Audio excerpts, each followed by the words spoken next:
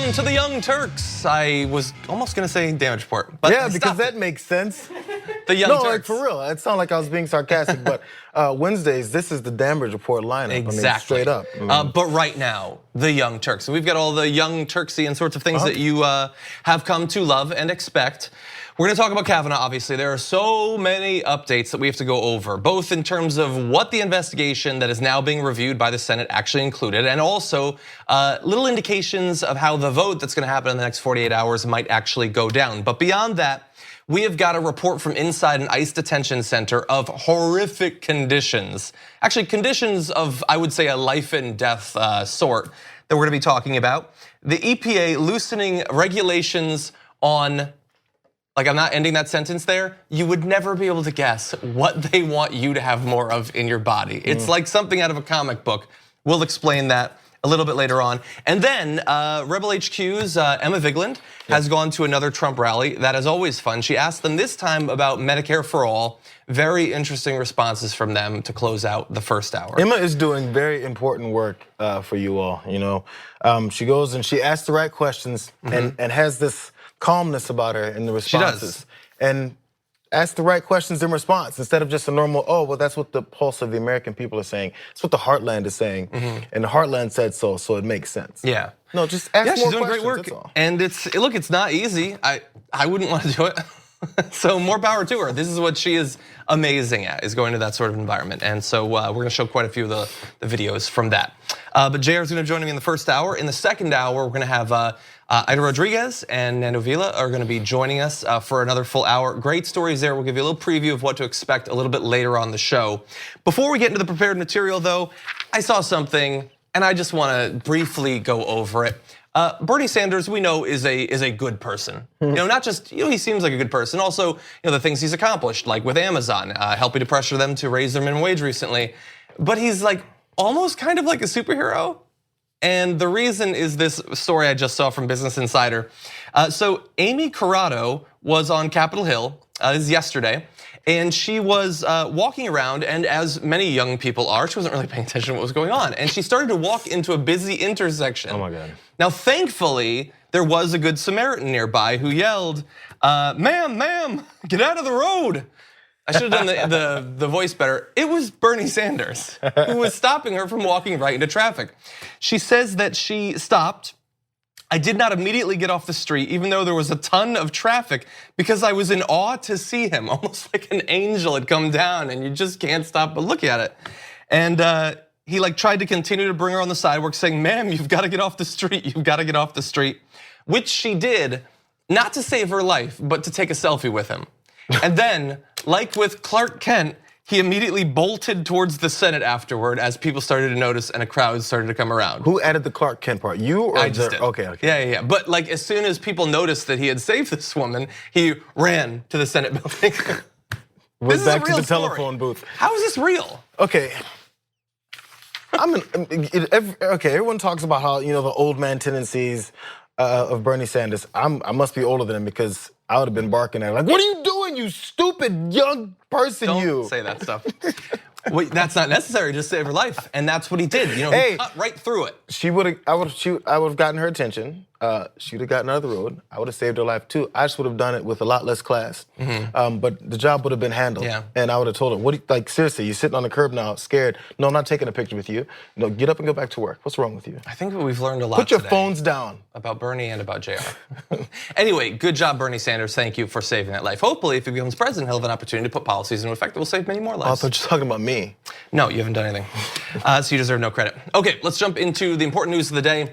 As we speak, senators and a limited number of aides have a limited amount of time to look at the one copy of the finished FBI investigation. There's one printed up document in a very secure location that they can go into for a very short period of time and take a look at it. There's gonna be no leaks. You and I will probably never see what is in that document, but we can sort of get an idea of what's in it from what different people are saying. So the White House initially last night said they were very pleased with what was in it and what wasn't in it. And that is based on not looking at it for even a second. Like with all of Donald Trump's book reviews that he tweets out, he didn't read it. But he also doesn't care, and he doesn't need to see it. There's also people like Lindsey Graham who said that they're not going to read the entire thing because they already know how they're going to vote, obviously. But I want to talk about the actual conduct of the FBI, what was investigated, what wasn't investigated. There were concerns along the way that the investigation was being purposefully hamstrung and its scope was limited, both in time and how many people they could talk to. That was how they announced it, remember, last weekend, was that it would be limited in scope. But they haven't liked the media attention around that. They want the aura, if not the reality, of having an actual substantive investigation designed to get to the truth. And so President Trump has insisted publicly that he was not curtailing the inquiry. But privately, the White House restricted the FBI from delving deeply into Kavanaugh's drinking in high school and college and exploring whether he lied to Congress about his alcohol use, according to officials who spoke on the condition of anonymity to discuss a sensitive matter. And beyond that, there were many other limitations on the investigation. First of all, the Senate Republicans have tried to distance themselves from these concerns about too much control being put over the FBI, saying that they haven't provided any sort of limited list of who the FBI can talk to. They should have communicated that with the White House, though, because the White House came out and said that the Senate had given them a list of 4 witnesses that they wanted the FBI to talk to, and that's it. And wait until you hear who was and was not on that list of witnesses. Because here's the thing. This is about a sexual assault accusation. It's about more than one, but it's primarily about one. And there's the accuser and there's the accused. And neither of them were interviewed for this investigation. Because apparently during the testimony that went down last Thursday, I believe it was, both got to speak. So then they said, we're just gonna submit that into the record. The FBI hasn't anything to do with it. But actually, during that entire time, that inquiry or that testimony was conducted by senators from both sides of the aisle. Of course, some that were in support of Kavanaugh, and it happens vice versa. Ones that were in support of Kavanaugh, the questions weren't really questions when they got to talking to him. And also, when Dr. Blasey Ford was there, the questions were conducted by the special investigator or the prosecutor, right? Yeah. So that was taken care of in that way. That's not the FBI. That's not their expertise. Many senators don't have any expertise in anything, you gotta be honest, except for being politicians, because their staff does all the work. So when you have that scenario where they're there to ask both of them questions, and that's what we're gonna submit to the FBI, what would we need the FBI for anyway? Yeah. So if I see a crime happened, or I think I saw a crime happen, am I qualified to go and conduct the investigation? Or do I call the police and say, hey, you guys should conduct this investigation about how my car got stolen? Or should I go out on the streets and start trying to find someone who stole my car and conduct the investigation? No, it's not my place. Yeah. That's for the authorities to handle. Well, look, that's one angle. The other angle is if you're accused of a crime and you're worried about, perhaps cracking under the questioning that you might face, just record a selfie video of you talking about what happened, and as long as you've got that, why should any experienced interrogator actually talk to you? It's ridiculous. Of course it's ridiculous.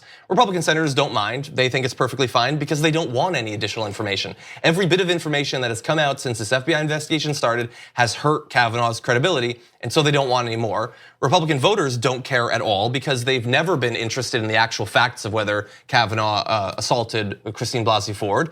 And honestly, more importantly, and perhaps more scary, they don't care either way. Whether it happened or it didn't happen, they don't find that to be something that should disqualify you from being on the Supreme Court. Because there was something else that I thought. If you do, fine, you have their submitted testimony, their sworn testimony from last week. Now, if the FBI interrogates each of them, you might have some discrepancies in their own stories. That's the first thing I thought. I was like, well, of course you interview the first 2 players in the whole scenario first. Then if there's any discrepancies in their stories, you're thinking, oh, what point were they not telling the same truth? Who knows? Again, if you're looking for the truth, maybe the accuser is the one who's not telling the truth to the FBI. Don't you want that answer? Don't you want the FBI to interrogate her and ask her the same thing that she was asked before? Not interested. So her lawyers have put out a statement saying that it cannot be called an investigation since it didn't interview her nor the witnesses that they put forward who could corroborate her testimony. they're profoundly disappointed, and they should be, because they had between 8 and 20, depending on who you talk to, witnesses that they said could corroborate what happened 36 years ago. The FBI talked to literally none of them. They were not interested. There's a similar sort of situation with some of the other accusations. So Deborah Ramirez, they did actually interview. That was the second accuser. But all of the various people that say that they can corroborate that at the time they knew that Brett Kavanaugh had done what Deborah Ramirez alleges she did, they did an interview because they don't care. Mark Judge, they talked to Mark Judge, but did they go and talk to the supermarket that she says she saw him working at that could sort of hone in on exactly when this alleged assault happened? No, they didn't do that, and apparently were barred from doing it. So again, the Senate Republicans and the White House want to say that they're not, getting involved in this, they're not limiting it, but that is what actually happened in terms of the witnesses and in terms of what areas of investigation they could actually go into. I want to give you a little bit more information about what the FBI could have gotten from some of those witnesses that Deborah Ramirez suggested. One has gone forward, and gone public, I should say, because he tried to get in touch with the FBI and the FBI would not return his calls. This is Kenneth Appold. This is one of Brett Kavanaugh's college roommates. He was alluded to in Kavanaugh's testimony. There was talk of some sort of issue with a third roommate, and that was supposed to mean that what he had said didn't matter. But he has a lot to say about what Kavanaugh said in that testimony and the actual veracity of it. Appold said that he was 100% certain that he was told that Kavanaugh was the male student who exposed himself to Deborah Ramirez. He said that he never discussed the allegation with Ramirez, whom he said he barely knew in college, but he recalled details, which he said an eyewitness described him at the time, that matched Ramirez's memory of what happened. He says specifically, I can corroborate Debbie's account. I believe her because it matches the same story I heard 35 years ago, although the two of us have never talked. So if the fallback is that this is some sort of political vendetta, something Clintons, and they're all working together, he says he didn't know her then, he doesn't know her now, but he knows what he heard at the time. So again, they will say no evidence, no corroboration. They're not interested in the evidence, they're not interested in the corroboration. You won't get any corroborating evidence if you don't ever get the evidence or you never get the accounts. And again, yeah, sure, many people could be lying. That's why, first of all, you need more than 5 days. It wasn't even a week. First off, you need more than 5 days to collect information, then compare it to other information from other folks. Again, he said he didn't really know her that well, but he'd heard about the stories. There's multiple people who said they'd heard of the story. Again, versus what Judge Kavanaugh said in the hearings last week, saying, if something like this had happened, it'd have been the talk of campus. I'm not sure if you're gonna get to this, but one of those people did say, I heard him say that. And I was like, actually, this is in the 80s, or early 90s, late 80s, where something like this happens. You don't want it to be the talk of campus. You kind of keep it on the hush. You go, man, that was kind of uncomfortable. I'm not sure if I should say anything because there's no one to say it to. Again, the Title IX things weren't put into place where you have someone to report this type of stuff. We talk about the changing of times and how things were different then. No, it wouldn't have been that way because that's the way things were. Well, there was at least a little bit of talk. Kenneth Appold was involved in that talk. Absolutely. It'll stay amongst like several people. And if you talk to those several people, you might get some evidence that all makes sense. Someone who never talked to one person or another, or even the potential victim herself, and say, I heard about that and I wasn't even there. Yeah, the FBI, we cannot overlook this. They talked to 9 people total.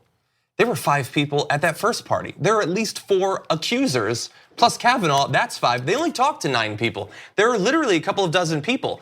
They could do that in a couple of extra days. I know that the thing is, no, you guys just want to delay. It's like 48 extra hours. You can't do that to get to the truth.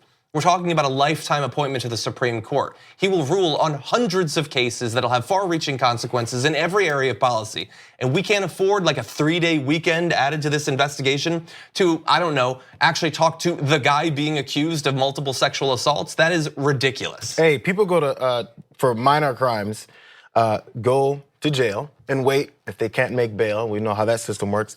If they can't make bail, they sit there for an undetermined amount of time while our judicial system gets things together and puts together some way to prove or disprove, or he tries to get a chance to prove himself innocent, or he's supposed to be considered that in the first place. But that process takes some time.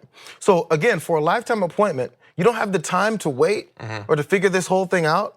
To put it in place, what are you in a rush for? What's the big rush? Is the lifetime appointment is there an expiration date on this nomination process? Or are you worried about something else? Do you know that there's a potential for more and more information about this person to come out that the public will know that they really don't want to be heard? Yeah. Like all the evidence leads to them wanting to cover things up. If it was a transparent feel to this, tone to their approach, maybe people might believe you. When you say, I've known Judge Kavanaugh for 25 years, he'd never do this. Sure, but let's find out. I haven't known him for 25 years. Yeah. And if you do rush, then maybe we'll get to finally find out in this country what it's like when you impeach a Supreme Court justice. That'll be an exciting time, buckle up. So Lindsey Graham is an open-minded guy. You know, he just wanted to get to the truth, find out what's in the report. Now the report is out, and here is what he thinks about it. I'm confident the FBI did a good job. They were not hindered in any way. The focus of the background check was on credible allegations before the committee. I was looking for certain things to be answered by witnesses.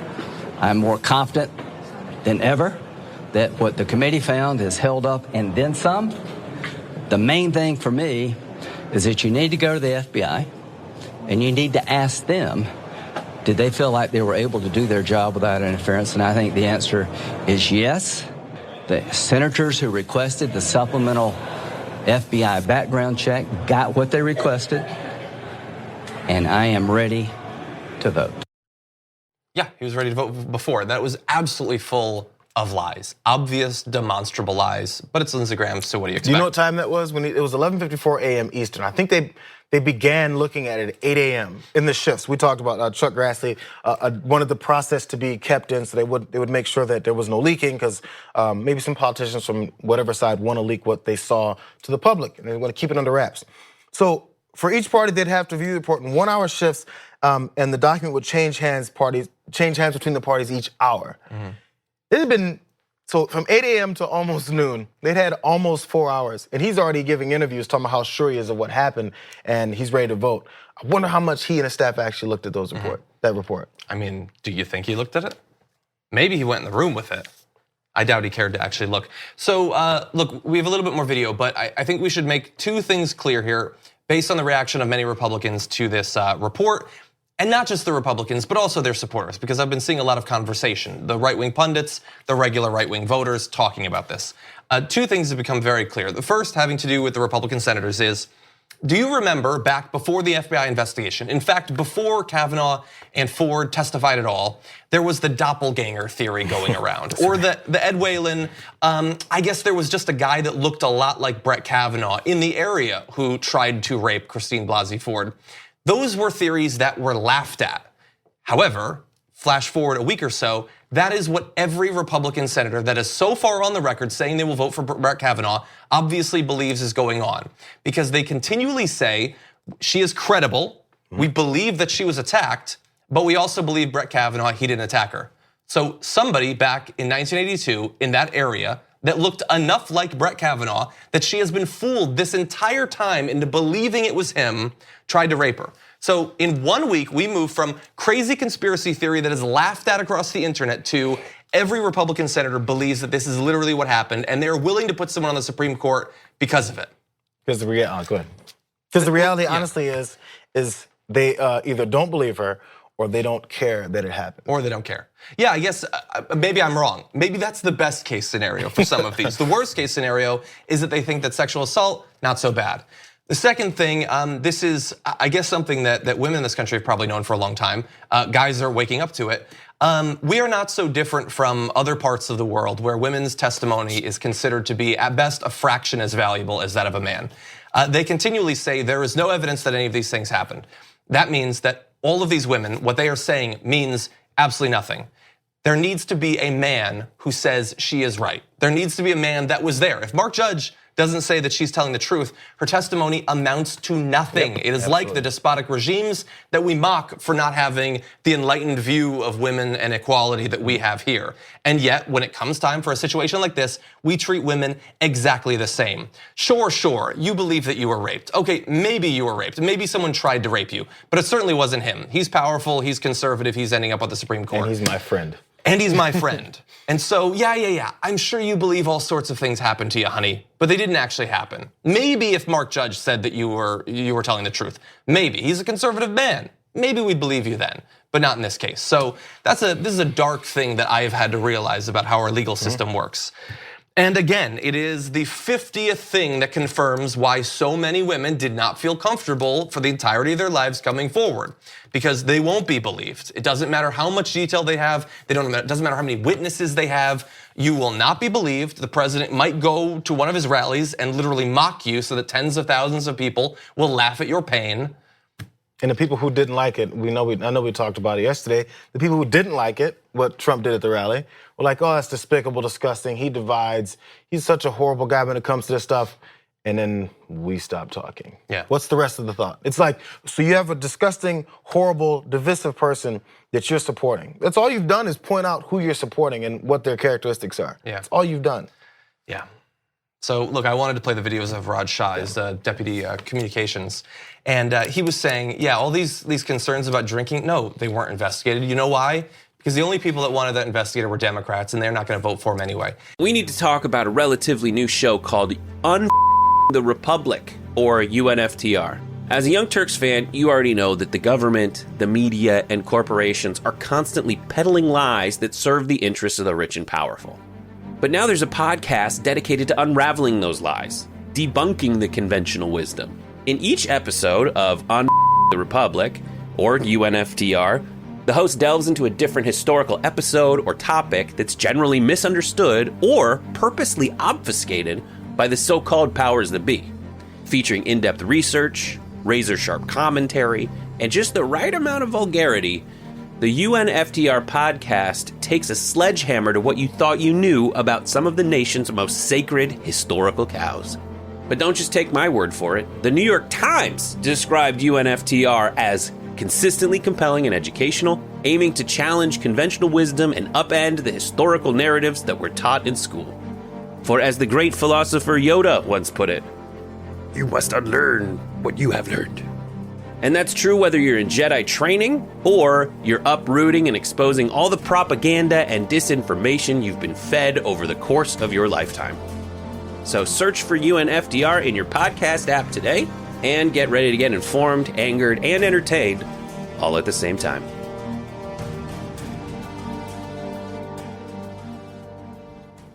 This entire thing has been as partisan as any nomination process for a Supreme Court justice has ever been, ever. And to me, it shows that we need to not just get past Kavanaugh. Yes, hashtag cancel Kavanaugh. But beyond that, we need to fundamentally change the way we put forward Supreme Court justices. The lifetime appointment process, there are reasons why it was initially instituted. The idea was that it would insulate the justices from political pressure. It would take some of the partisanship out of the court. Does anyone feel like it's actually accomplishing that in the modern day? Exact opposite. The exact opposite, but it certainly comes with a lot of negatives, and we are seeing that on a daily basis right now as we go forward in this process. We need to fundamentally rethink how we put people on the Supreme Court, how long they serve on the Supreme Court, etc. Okay, why don't we take our first break? When we come back, some predictions as to how this might actually play out. We're gonna go to some of the senators. What have they been saying about what came out of the FBI investigation after this? Welcome back to the Young Turks, everybody. John Adirola, J.R. Jackson. Cenk is out, Anna as well, but they will be back, don't worry. And a little bit later on, we're gonna have another panel for you for the second hour. Should be awesome. You guys have been sending in comments. I'm gonna read some of those in a second. Before we do that, did you know that the internet is not always a secure, safe place? No. There are dishonest people on the internet who wanna steal your information, steal your identity. I saw even Facebook is having some issues lately. Look, obviously we joke, but we cover a lot of things like that. And the internet does have a lot of insecurity, a lot of potential threats, which is why a lot of savvy internet users use some form of VPN. Now, if you're gonna use a VPN, why not use a secure, versatile VPN? That is why we have partnered with NordVPN. They're, again, incredibly versatile. They have thousands of servers around the world. You can connect up to 6 different devices, so you have your own device versatility as well. It uses military-grade encryption. I don't even know what that means, but if you're gonna have encryption, probably go with what the military uses. And also, not that expensive, because if you go to nordvpn.com/TYT or use code TYT today, you can save 66% and browse, with a feeling of security. So do that. Now let's see what you guys have been saying to us. Gabby Marita, referencing the talk we had about the investigation, says, what the Trump administration calls an investigation, I'd call a cover-up. I would call it that as well. Senator, I think it was Menendez, said it's BS, the investigation. He said the full thing. Eclectic Miscellanea, who I believe has a member content in every episode of The Young Turks these days, says a sexual assault investigation that doesn't even include the victim pretty much sums up what the Republicans think about women's rights. And that's true. And basically every Fox News or other right-wing conversation about this is primarily focused on how a life has been destroyed, Brett Kavanaugh's. There's not even empathy for the victim, let alone justice. Well, the feigned empathy is when they say, the real culprits here, I think Lindsey Graham said this multiple times, the real culprit here, outside of the judge, is Dr. Blasey Ford, because they used her. So they're both victims of this Democratic plot. Yeah, here, I would say, to be fair, you can either put this multiple sexual assault accused guy on the Supreme Court or pretend that you're the actual one who cares about the victim. How about choose one of those two things, Lindsey Graham? By the way, I also just want to thank all of the people who protested today at the Hart Senate building. They took over the atrium there, pressing for senators to stop Kavanaugh from getting on the Supreme Court. There were so many activists there, which is absolutely awesome. I saw some celebrities got arrested. Emily Ratajkowski and Amy Schumer were at the very least detained during this, as well as many other people. And so, as always, thank you to those of you who are not only staying invested in what's going on in this country, but getting out there and getting active to try to have your voice be heard. Yeah, do the officers actually target people that they recognize first, or probably avoid targeting the people they recognize first? I mean, generally, when they're locking up people, it's just they're sweeping a whole bunch of people. So I don't think that they go out of their way necessarily. And generally, we had Piper Perabo was on the Damage Report. When she was arrested, I think 60 people were arrested. So they really round them up. Yeah. Okay, let's turn now to the future. The vote for Brett Kavanaugh to potentially get on the Supreme Court looks like it's going to happen in the next 48 hours. It doesn't look like there's much at this point that's going to stop it, but do they actually have the votes? And we have a little bit of information. I'm going to start now with the Democrats. You might think we know exactly how they're going to vote. Obviously, they're not going to put this crazy right-winger who's been accused of multiple sexual assaults on the Supreme Court, but no, we've got some red state Democrats, so you never know. However, some of them have come out and said, like Heidi Heitkamp said, this isn't a political decision. If this were a political decision for me, I certainly would be deciding this the other way. I can't get up in the morning and look at the experience I've had and say yes to Judge Kavanaugh. So Heidi Heitkamp, who is actually in a very tight Senate race in a red state right now, says she is not going to vote for him. So that is good news. Joe Manchin at this point, I don't know. Okay, so we know how politicians think, and every time it's about getting reelected. Many of them have backgrounds as attorneys. I think probably a significant majority of them probably. I feel like every one of them, or doctors or whatever else, businessmen. But so the worry about making sure that you're gonna get reelected no matter what, when you're supposed to go there and represent your people, or at least do something that's based on your principles that you probably ran on. I don't understand the obsession with making sure you're gonna get in. It's not like it's your only job or even the best job you've had or highest paying job you've ever had in your life, or that you can't do something else. Hey, if you stand by your principles and you vote and make sure you do things that the American people want and you get voted out because of it, okay. Hey, the American people, if they somehow get fooled into thinking your principles that actually helped them along, gets you out of office, you've done your duty and you've served up to a point where you can help. And then they had a mistake in sending you out. It's openly said, straight up. Jeff Flake said it. If I was running for re-election, I wouldn't have even called for this FBI investigation. That he was the catalyst that made it happen. He wouldn't do it because we're worried about re-election so much. Just do what you're gonna do. If you don't get re-elected, what's the big deal? Okay, I've been in the Senate for 20 years. Fine, do something else, but do something for American people. It shows where the representation of the country actually is gone. No one cares about representing. They care about getting that next job, as if they don't get that next re-election, they're gonna end up on the streets. It's just not the case. Yeah, and with the Republicans, I mean, there's only so much pressure we can actually put on them. Like, they're raising money to try to get Susan Collins out if she votes for him. That's certainly good. But for the Democrats, I think on some level they haven't really woken up to what's going on in this country, because they're worried about the political implications if they don't support him. Here's the thing, we've spent this whole year supporting progressive candidates in primaries where Cenk and I and others, including JR, have covered literally every primary night that happened, making sure that people know about the right candidates. That's why we were covering, for example, Alexandria Ocasio-Cortez in literally dozens of videos a year before the election, while others have finally caught on. And those candidates have been winning. So here's the thing. You might think that if you support Judge Kavanaugh, you have a better chance in the general election. I got news for you. You're gonna lose your primary because we're gonna be waiting for you the next time around. You might think that you've saved your political future. No, you've simply nailed your coffin shut with a slightly different shade of when it's gonna happen. And so that is a promise that I would make to Heidi Heitkamp, to Joe Manchin, hopefully the next time around, and others as well. Well, Joe Manchin has had a couple knives in his back already for supporting things that this particular administration was talking about. When he made sure he was facilitating whatever it was that Mike Pence wanted. And then Mike Pence still went on the campaign trail and said, you know this loser, you know what he does? He goes around and kisses his ass. And then he goes, wait a second, I thought I was on your side. No. And no matter how many times it happens to you, you will continue to push down that road because you think, A, it's gonna keep me in office, no matter how much you get humiliated, honestly, after you just got through bowing down to someone who actually doesn't care anything about your political aspirations. Yeah, and two, like, one of the lessons of the past 2 years, or since Donald Trump got in office, is almost anything can happen. No matter how bad it is, it generally passes out of the news, and we move on. That's one of the sad things about the news cycles over the past year.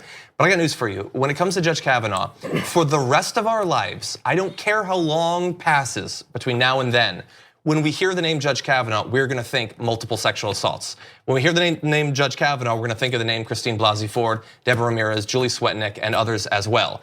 We're not gonna forget about this, and we're not going to forget how people voted on this. That's true for the Republicans, also true for the Democrats, so bear that in mind. Now, on to the indications that some others have given. Jeff Flake, who of course pushed for this FBI sham investigation in the first place. So Elena Plott of The Atlantic tweeted, I'm told by source with direct knowledge that Flake is, quote, still having issues and that some colleagues are trying to walk him through them. The issue is that he briefly felt a stiffening in his back, and it was such an unfamiliar sensation that he desperately went to the Republicans to soften him up again. Senator Coons, who along with Flake said that if it turned out that he had lied during his testimony, they would not support him, says that just now that Flake reached out to him and asked if they could speak at length later. A Senate aide said Murkowski is scaring everyone. But I don't know, they won't say who the aide is for. So are they scaring us because they're gonna support her or scaring us because they're not gonna support him? I don't know. The easy question to ask Jeff Flake in this whole thing is after that interview, I'm sure people in the media have seen this, maybe reporters, he's doing a media tour. So after he said, if it comes out that he was lying in the testimony last week, then that would eliminate him completely. Many publications, many people, I mean, maybe watch the Young Turks, pointed out the multiple times he lied at that testimony. So the next question of Jeff Flake is, so here's my list. I got 5 pages of lies. Which one of these is the one that's gonna disqualify him? And let him answer that question because I still don't believe him. Yeah.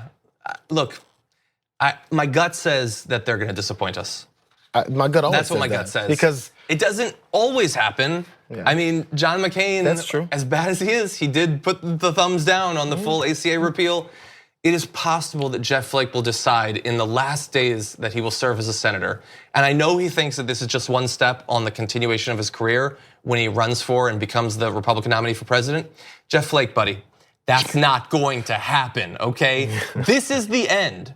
Go out with a little bit of pride, a little bit of dignity, do the right thing, okay? You're gonna go, you're gonna lobby, you're gonna make tons of money. You are gonna be absolutely fine, but you're not gonna be president. So don't worry about that. Worry about what message you are sending to tens of millions of women who have been through similar experiences and want for once to think that their government actually has their back and not just the backs of well-connected, powerful conservative males. And please do the right thing. What is it? He can only lose one. He can still lose one Republican vote. I think I remember seeing. He can lose one Republican vote. I'm trying to think of the numbers. Yes. And then still survive. So, I mean, even in that aspect, there would need to be 2, and that's why I have such skepticism on this. Yeah, we'll see.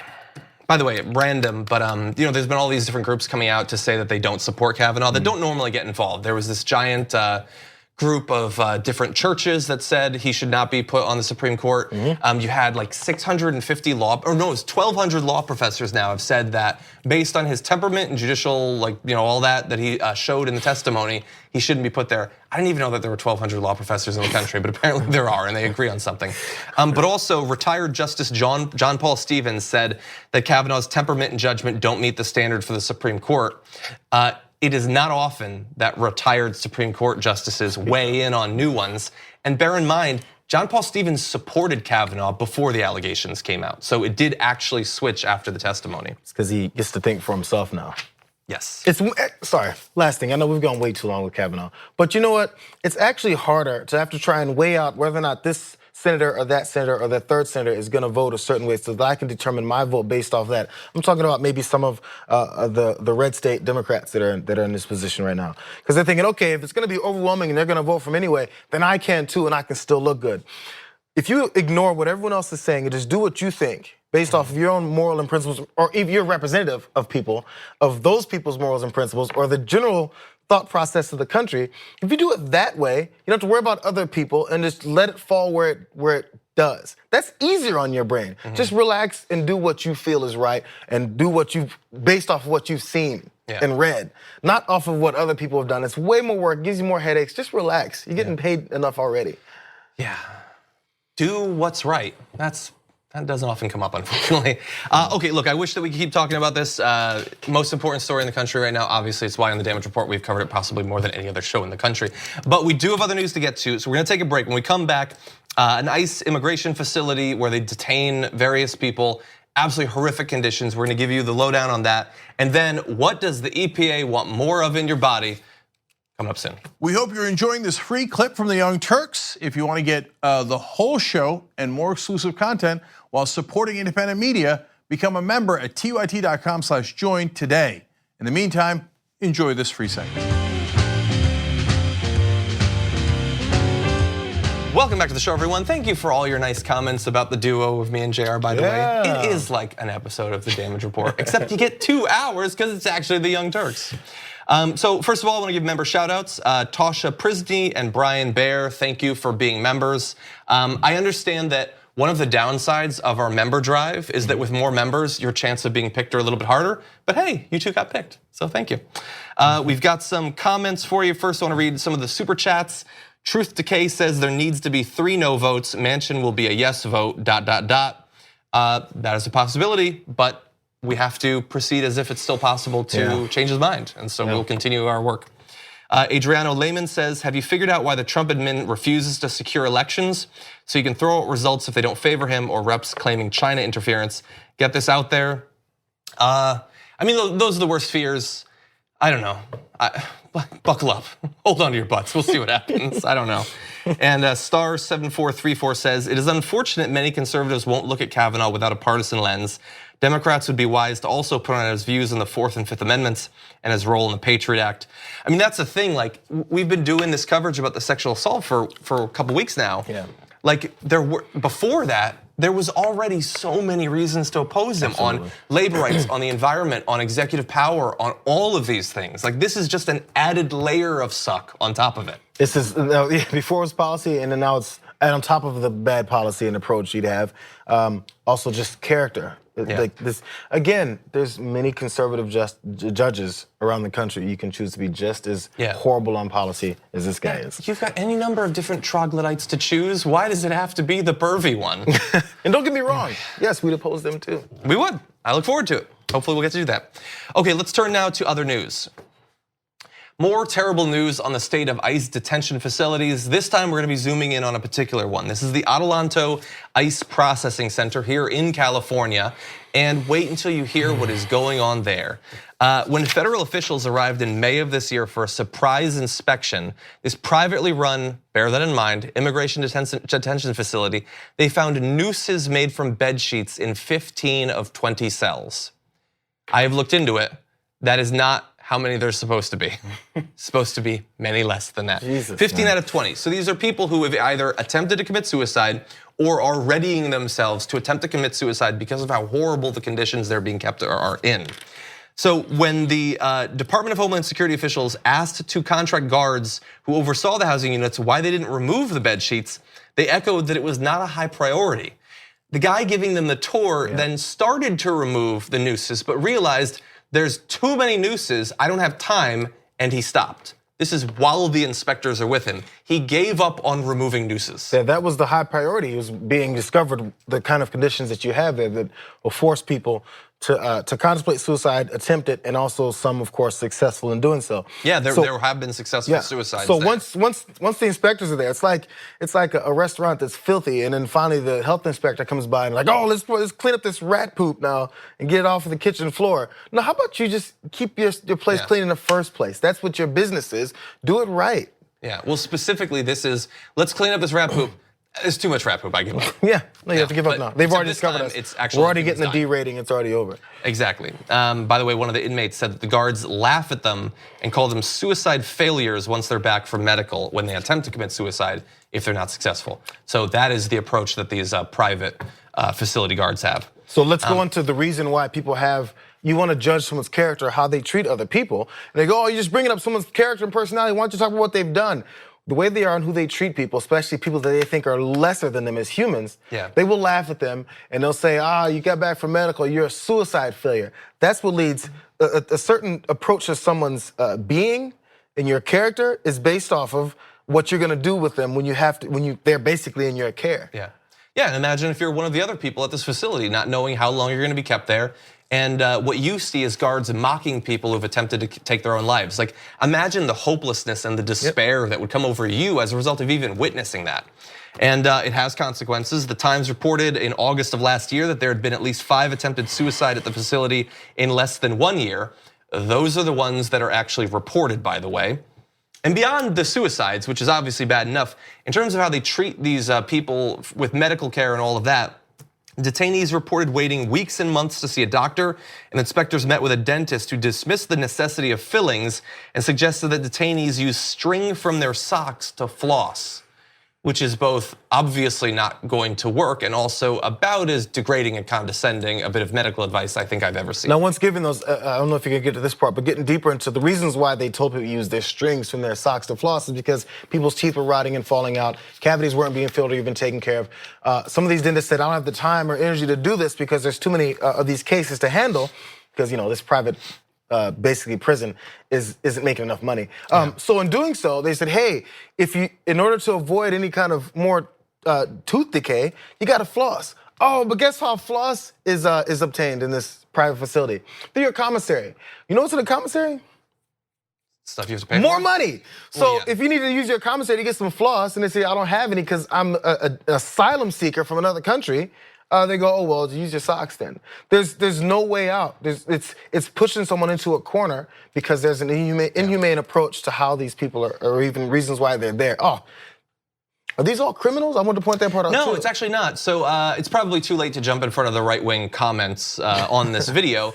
They're probably assuming that these are all terrorists, committed members of ISIS, probably the leadership of ISIS. No, among those held at this particular facility are asylum seekers, people caught in immigration sweeps, and those identified by authorities as potentially deportable after landing in jail.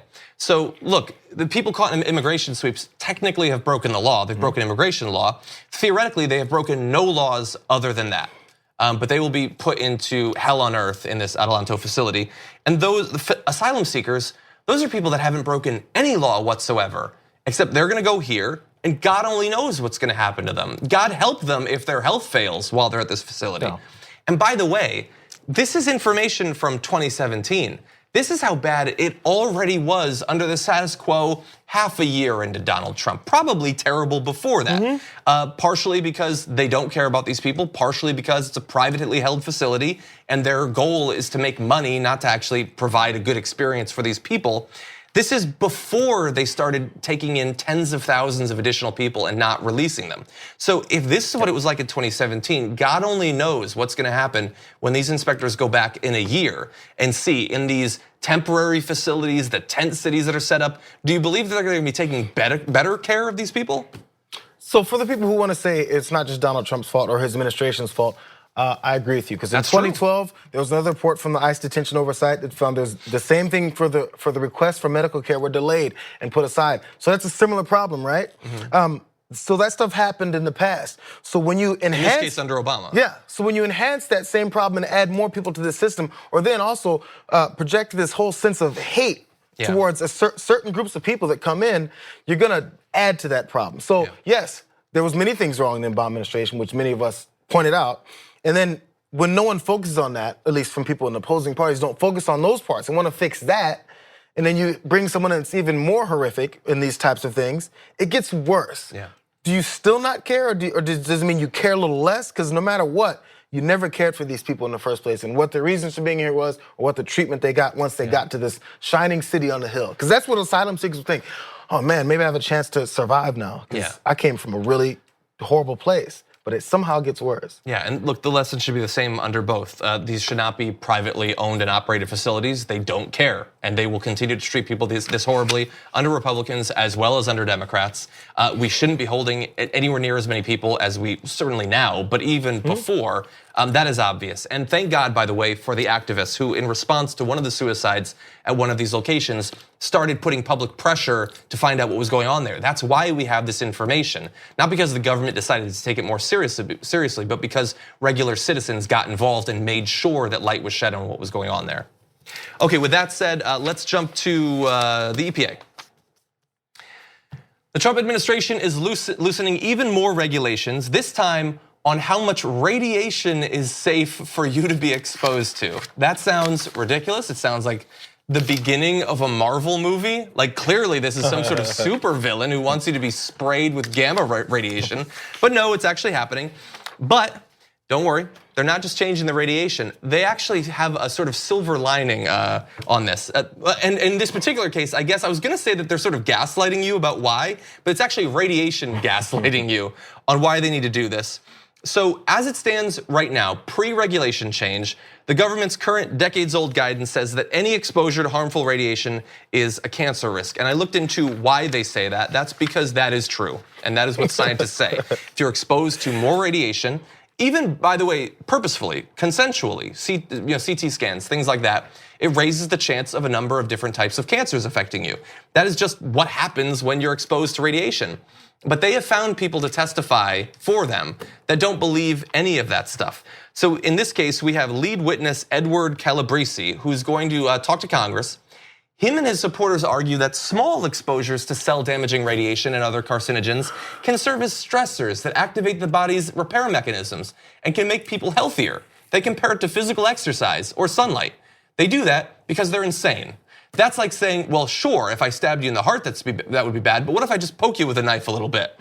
That'll release some of the bad blood. At TYT, we frequently talk about all the ways that big tech companies are taking control of our online lives, constantly monitoring us and storing and selling our data. But that doesn't mean we have to let them. It's possible to stay anonymous online and hide your data from the prying eyes of big tech. And one of the best ways is with ExpressVPN. ExpressVPN hides your IP address, making your activity more difficult to trace and sell to advertisers. ExpressVPN also encrypts 100% of your network data to protect you from eavesdroppers and cyber criminals. And it's also easy to install. A single mouse click protects all your devices. But listen guys, this is important. ExpressVPN is rated #1 by CNET and Wired magazine. So take back control of your life online and secure your data with a top VPN solution available, ExpressVPN. And if you go to expressvpn.com/TYT, you can get 3 extra months for free with this exclusive link just for TYT fans. That's expressvpn.com/TYT. Check it out today. No, but I'm joking. This is actually what they're saying. It'll get you fired up. Again, no, you have to turn off your common sense sensors to point out the things that they're now openly saying to folks now.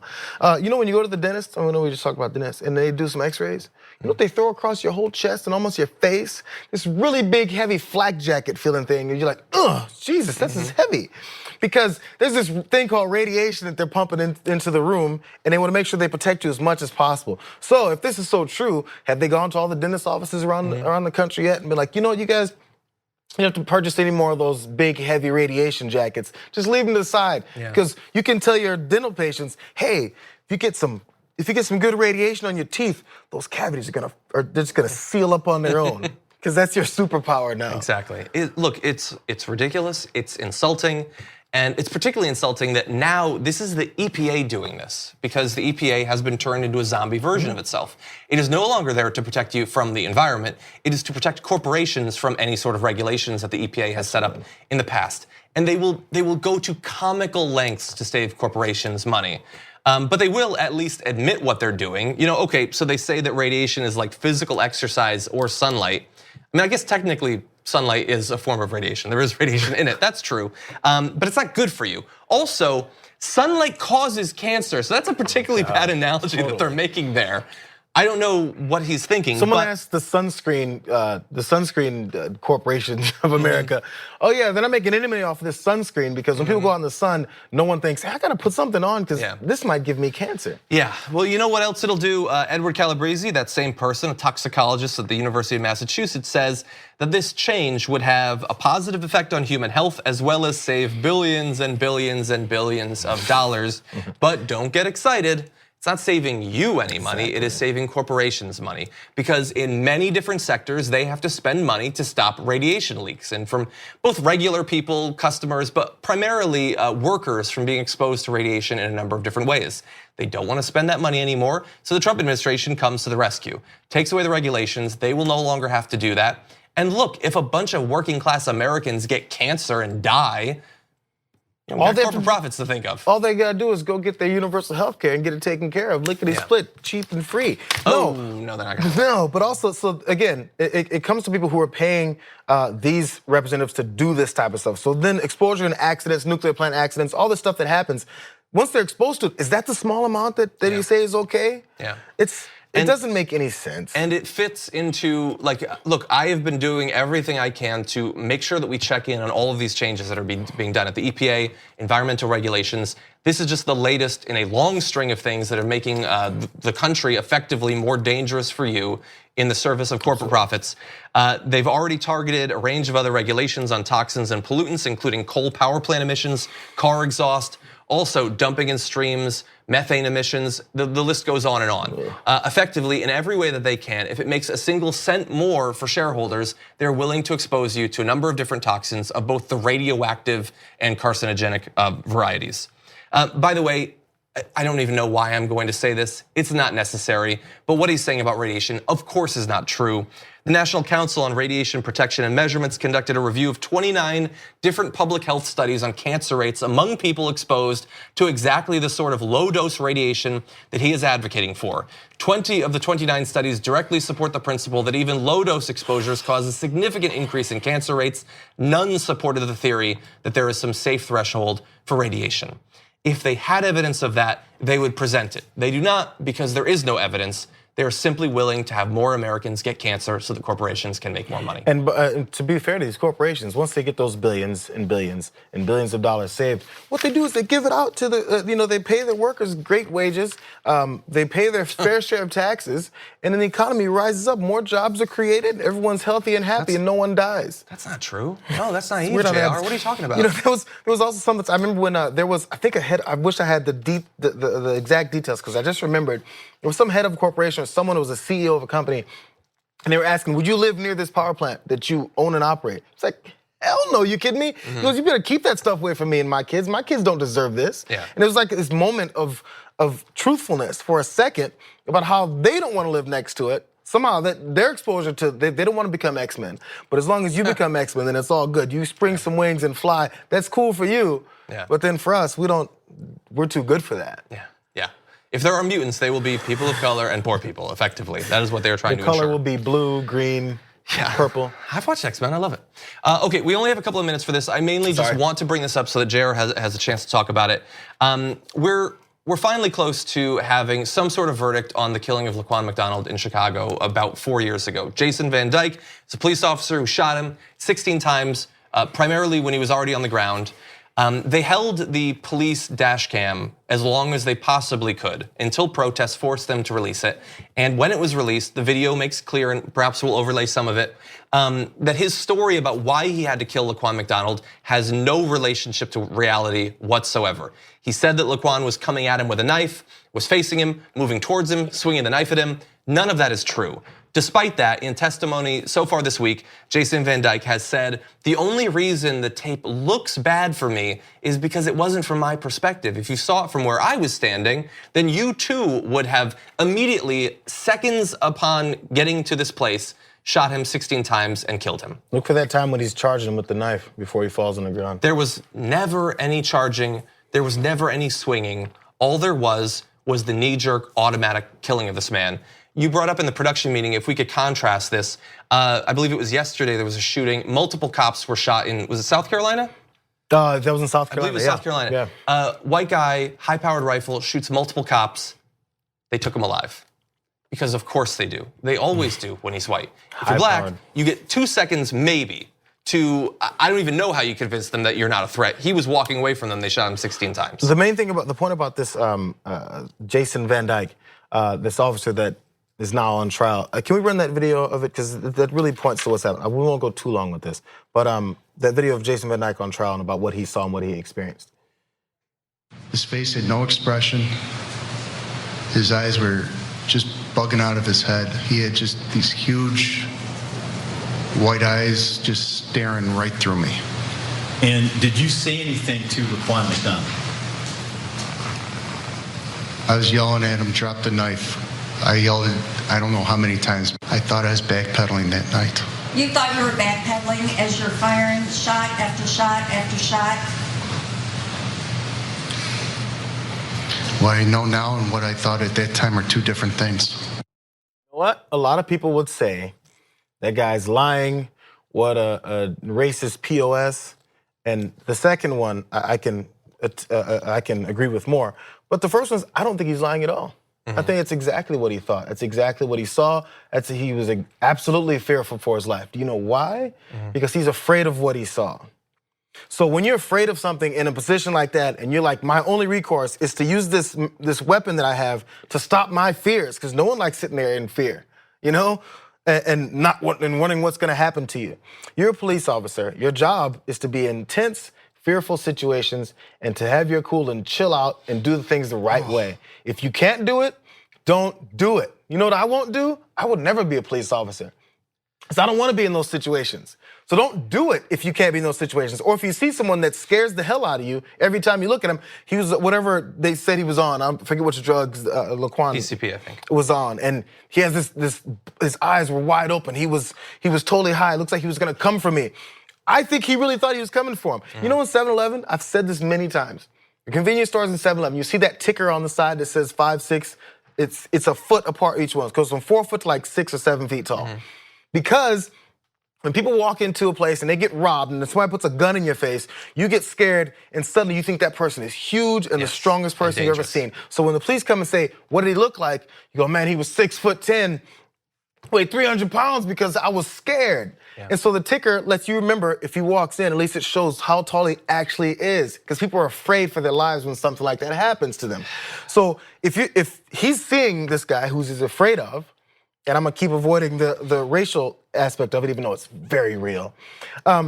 He's afraid because of what he saw and what he thought this person was gonna do to him, because he has superhuman powers. He apparently got some radiation from the new radiation procedures we have. So he's afraid and he shoots.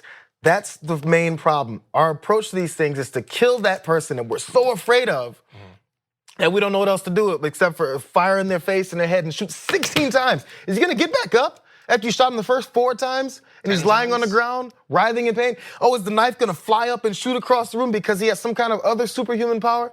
What is the thought process? It's not there, you're just scared. Don't do the job if you're afraid of doing it. A fireman can't go to a house fire and say, hey, that kid's up there on the 2nd floor, but I'm afraid of what he looks like. Oh man, that fire's hot. I'm not going in there. No, that's your job. That's why we praise you. That's why we say, hey, fireman, you're the most brave, one of the brave people in our society. Hey, military guy, you go into the fight and there's bullets flying at you, but you keep going towards. That's why we say thank you for your service, because I wouldn't do that. So if a police officer sees someone that they're afraid of and they bow to their fears, you're not one of the better members of society anymore.